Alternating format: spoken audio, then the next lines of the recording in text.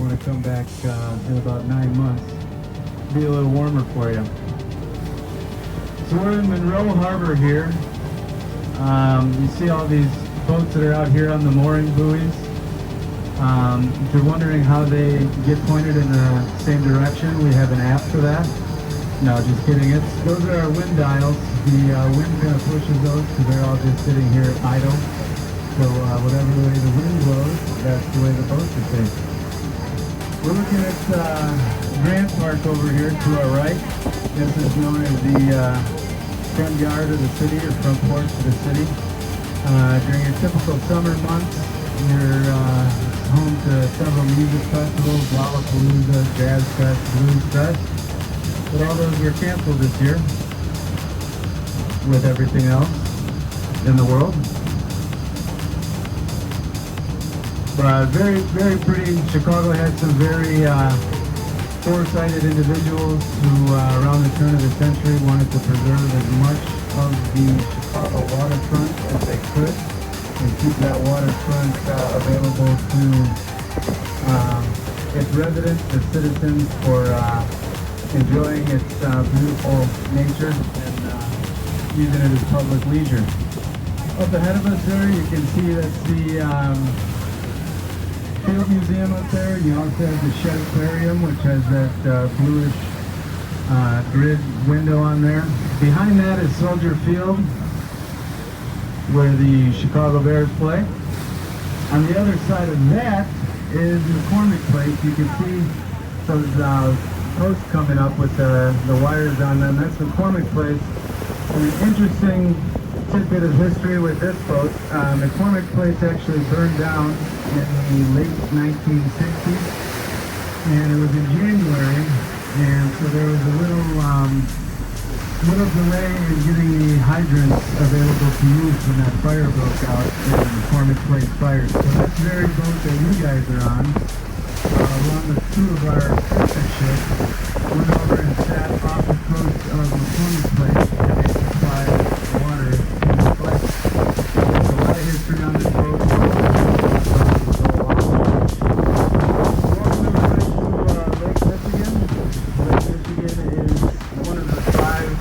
Freshwater Great Lakes. It's been on a salt-free diet for about 1 million years.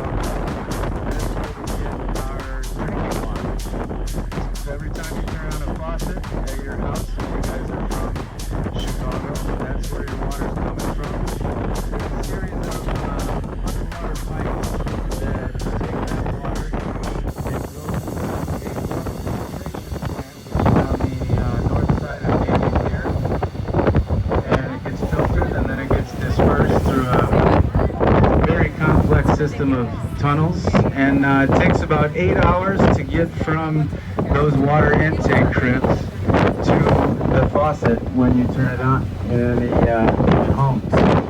Pretty fascinating engineering. We've always gotten our fresh water from there, and if you drink it on a regular basis, you know just how lucky we are to have that this fresh water source here.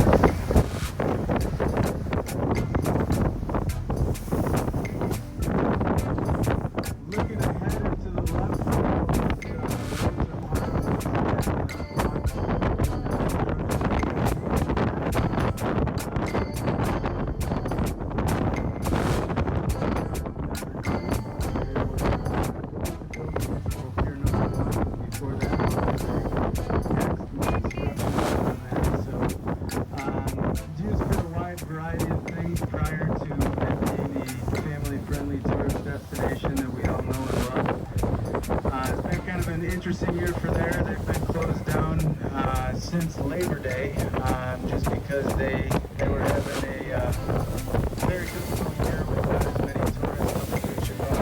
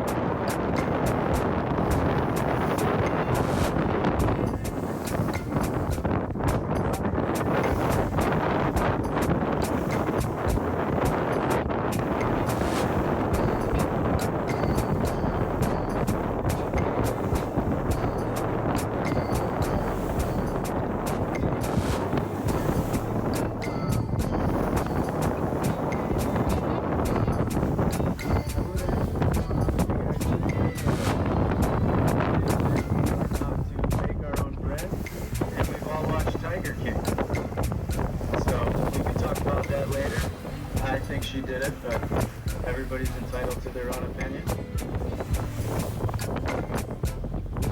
you get a good view of the full Chicago skyline here.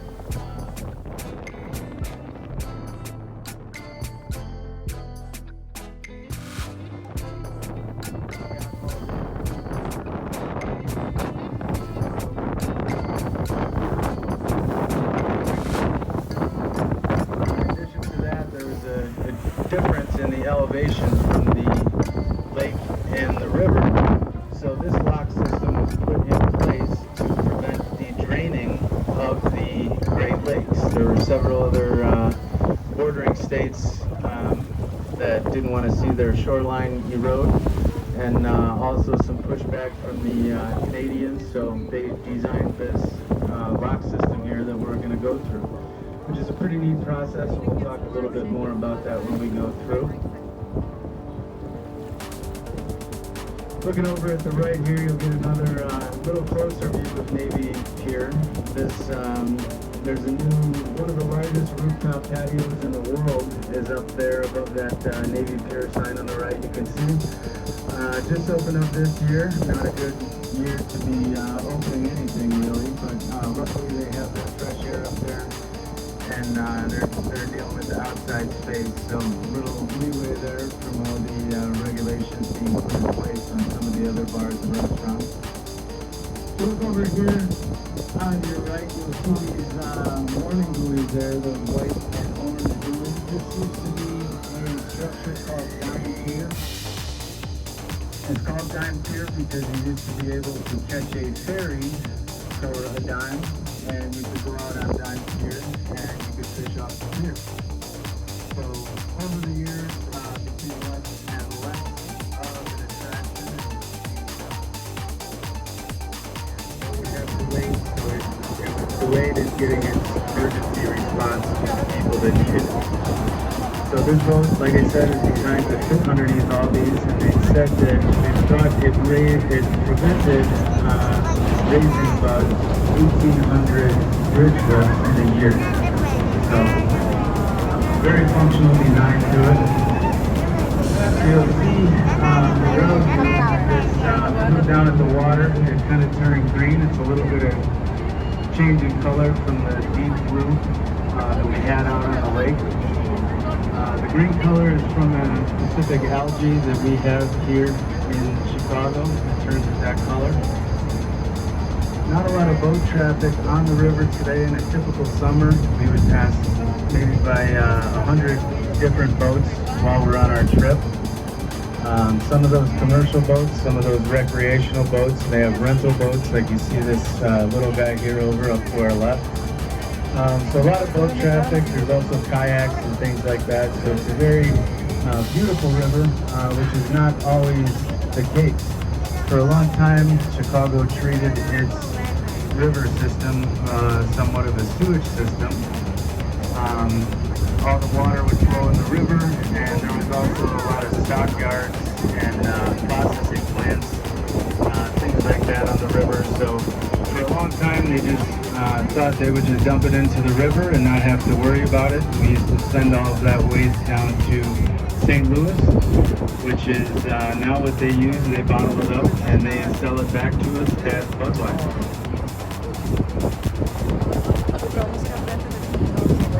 See over here on our right, this structure here is Centennial Fountain. They built that for the 100-year anniversary of the city of Chicago. And every day on the hour to release the water that builds up in that fountain filling it. They have a stream of water that shoots over the river, which is kind of neat. And unless you're on a boat below that and you don't know it's coming.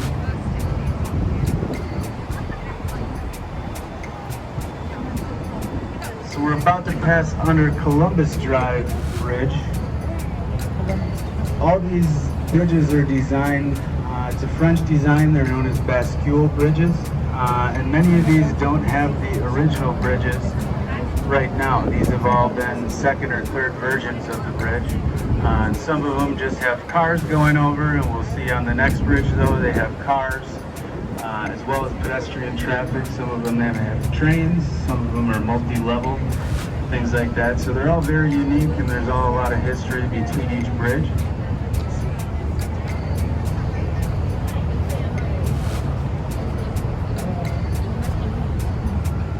As we come underneath this bridge, if you'll look straight ahead just to the right of Trump Tower, that is the Tribune Tower.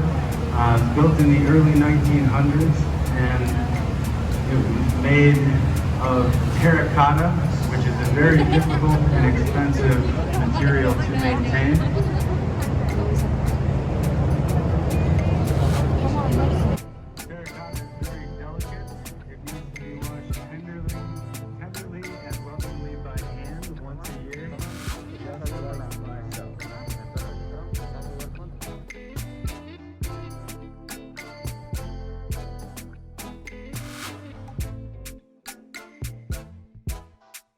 Trump Tower. The Trump Tower is completed in 2009. Had a very unique design to it. Each one of those levels at Trump Tower is designed to give a the Tribune Tower is about 16 stories high. That first level of the Trump Tower is also 16 stories high. So it had a very functional design to it, and like I said, architecturally giving a nod to some of the buildings around it. Chicago is known as the birthplace of the skyscraper. You saw we were leaving, they had the Sears Tower there. That was the tallest building in the tallest building in the world for about 25 years. And we just kind of developed from there. A lot of this architecture came after the Great Chicago Fire, once they started rebuilding. And that turned into some of the masterpieces that you see around us today. Trump Tower was completed in 2009 by a company called Skidmore, Owens and Merrill.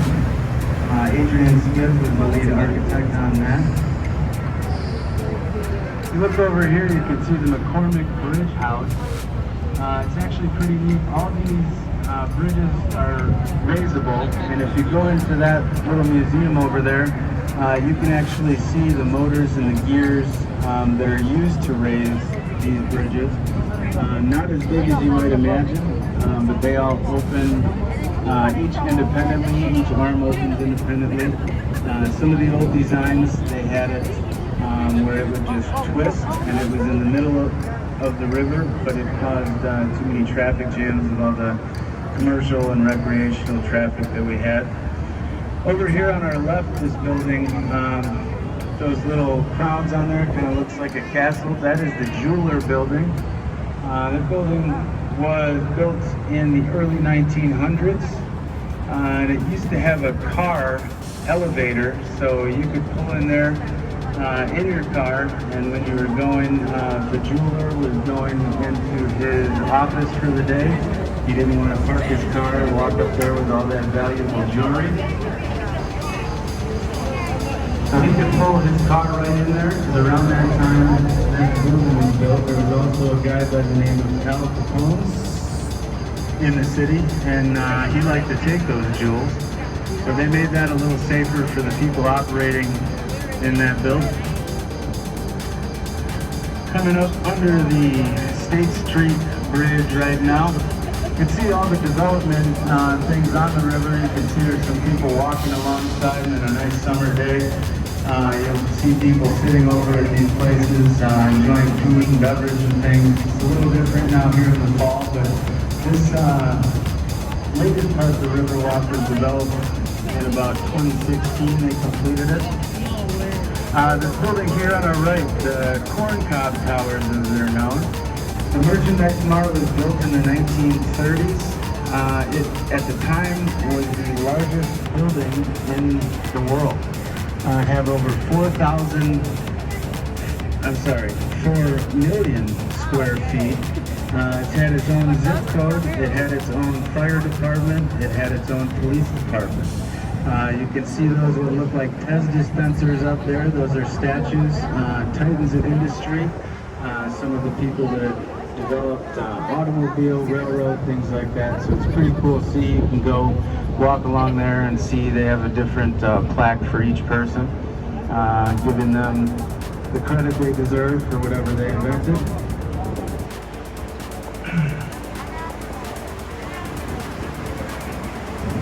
So right now, folks, we're approaching Wolf Point. This is where Chicago got its founding. They used to have people come here from all over the world. Some in the early French explorer days, they would even come to Chicago by canoe. Quite a long voyage, I imagine, but this used to be the center point for the city. If you look over there at that Lake Street Bridge, you can see the L going over. That was one of the bridges I was talking about. It's got people planes, or people trains, cars, and you got some planes going over there. But that's the south branch there, so if we were going to take a left, we could follow that along and, like I mentioned, get all the way out to New Orleans.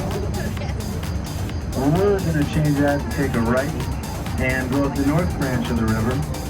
You see the building straight ahead of us with all those circles there? There's actually train tracks going underneath those buildings. So those circles all have fans in there, and they get the exhaust out from the different trains so it doesn't build up in there. If you look at the right here on this railing, you can see that kind of inverted peace sign. That is a figure that was developed to represent the very point that we're at right now.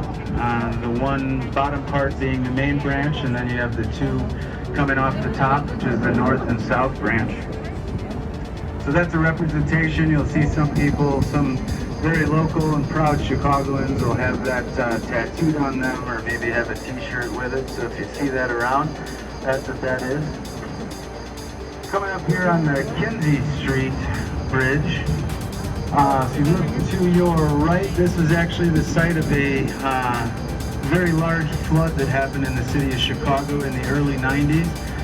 This boat was out of service at the time, however, it was nearby and was able to get over and provide assistance to some of the flooding. And they also had some city officials on board that came on and looked to see what they were dealing with. There was a very large whirlpool that developed, and it flooded a good amount of the city in the lower portion. Now it's a very neat bridge to come by. And see, it's still up. It's been that way for about 20 years now.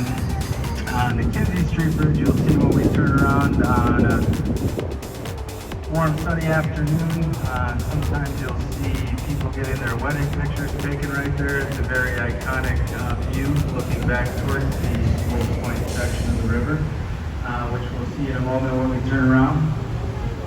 We'll see coming up here, this is kind of neat. You have on the right the East Bank Club, which doesn't have any windows except once you get a couple floors up. That was kind of the general attitude of the city when this building was built. They didn't want to highlight the river system just yet. Like I mentioned earlier, it was very dirty. There was a lot of sewage, a lot of processing that was just dumped into the river. So for a long time, people didn't want to see the river. Then if you look over here on your left, you have these fantastic condo and townhouses that are built with their property right on the river. So it shows you quite a bit of how the city has changed over the years. They used to not want to look at it. Now it's prime real estate. And it's got a nice view. You can watch the boats going by. There's a kayak station right here to our right, so you can see the kayaks going, and it's a very highly trafficked area as we go. And we're going to turn around here and head back towards the main branch of the river. Captain Ray is performing what is known as a nautical pirouette.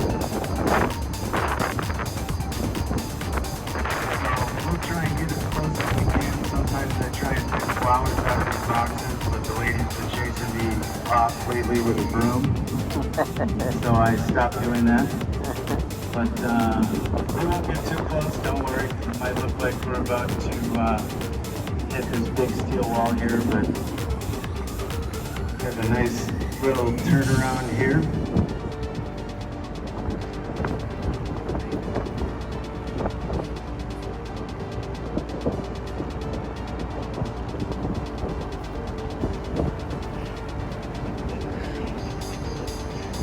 As we turn around here, once we get pointed south again, you'll be looking at the Kinsey Street Bridge. Fun fact about the Kinsey Street Bridge, I don't want to spoil it for anybody, but if you Google Kinsey Street Bridge and Dave Matthews Band, you'll read a rather interesting story, which is why I am hiding in the pilot house in here. For those of you who know what happened there, you might understand that joke, but check it out. Don't share it with everybody else, but it's a pretty interesting story. You'll see that red building just on the other side of the Kinsey Street Bridge. That was designed by a famous Chicago architect called Harry Weiss. Harry Weiss was a Navy man, and you can see he designed those little circular windows there up on that to look like portholes on a ship, so you could look out. He was a very avid sailor throughout his life. And he's also one of the more well-known architects here in Chicago. He's done a lot of stuff. That used to be a cold storage building. Like I mentioned, there was a lot of meat processing plants. They had the stockyards and everything. So that building, you can see, is about 4 feet thick in the concrete that it used. So it had a very functional purpose. It was designed kind of like a freezer to keep everything cold. Now it's been converted. They have some condos and a couple offices in there, I believe.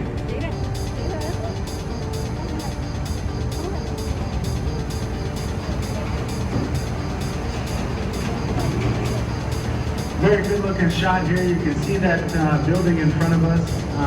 Kind of looks like a tuning fork of some sorts. It's got a very small base to it.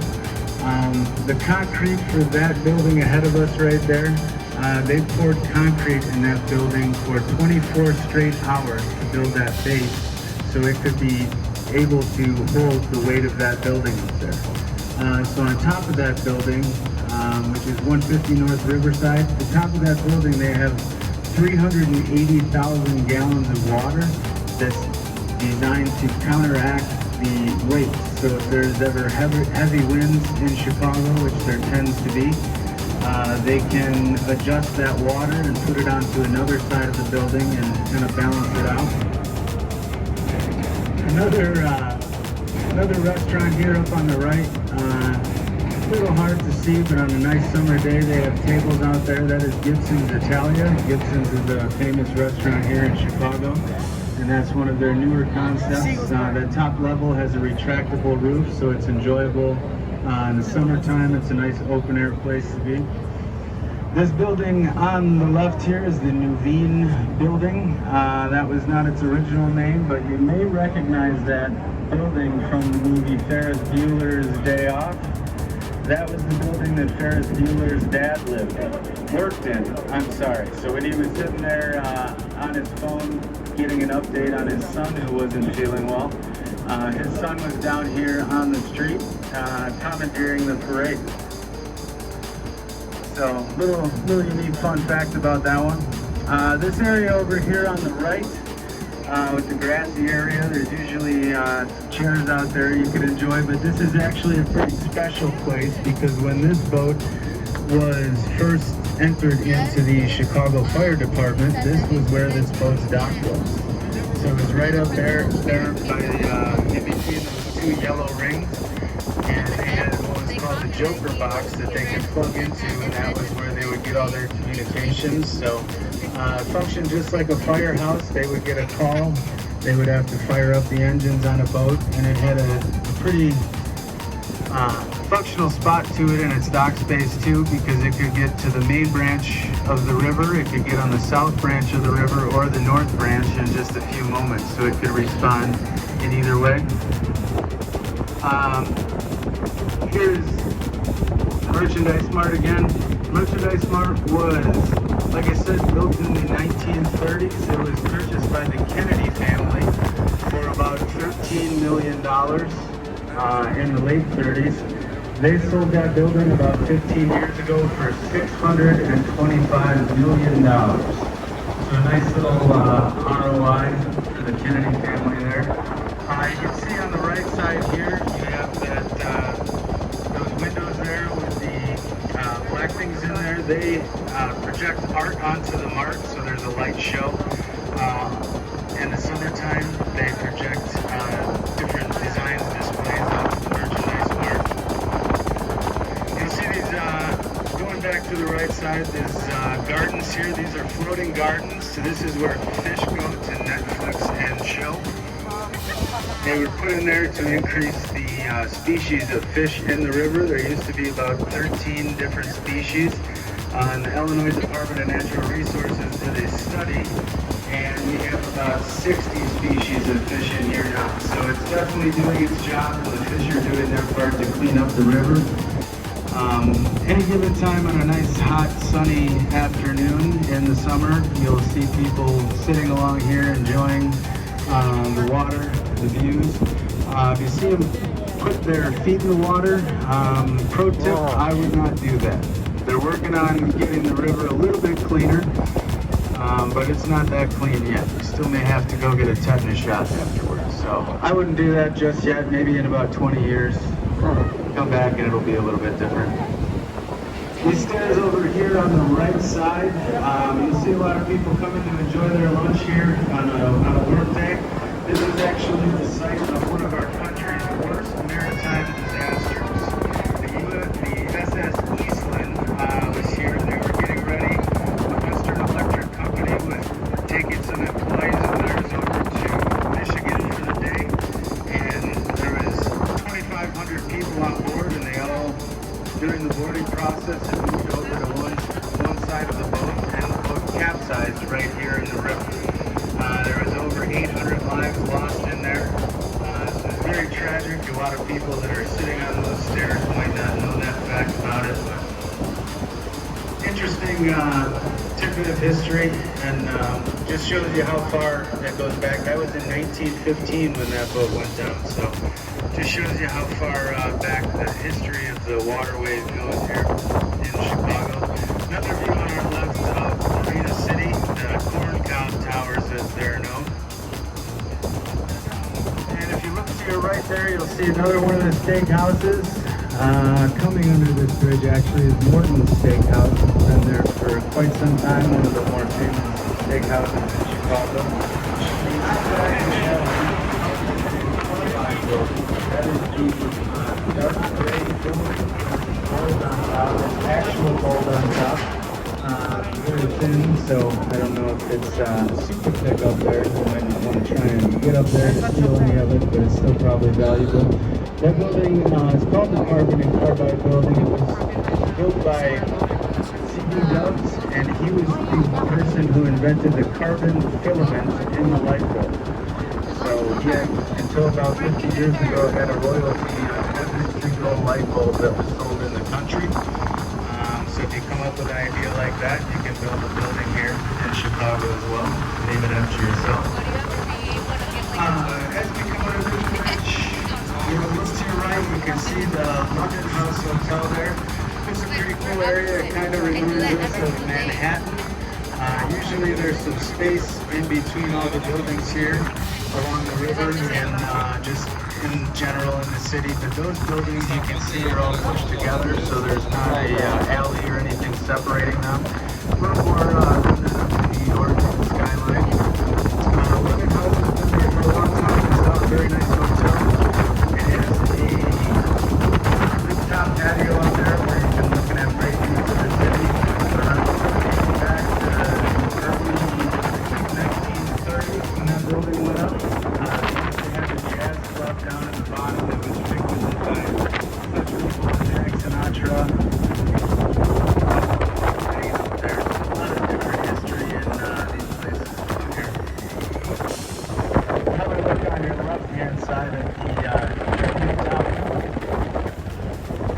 There's a couple restaurants in there. There's some office buildings, and there's also some residences in there.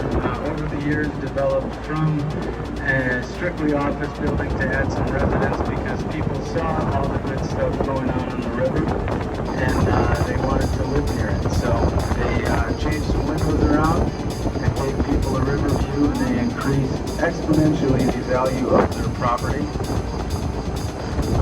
Coming under the DuSable Bridge. The DuSable Bridge, I believe, is turning 100 years old next year. So this bridge has been here for a long time.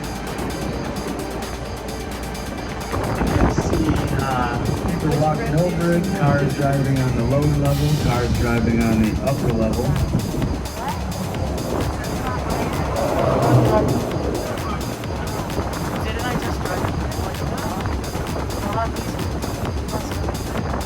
If you look up and to the right, the building with three towers, that greenish color, baby building, that is going to be when it is completed. Female architect. That is built by Jeannie Gaines. She's one of, I like to call her Chicago's own. She is from Illinois, not necessarily Chicago, but she built that outdoing herself. It's the Vista Tower. She also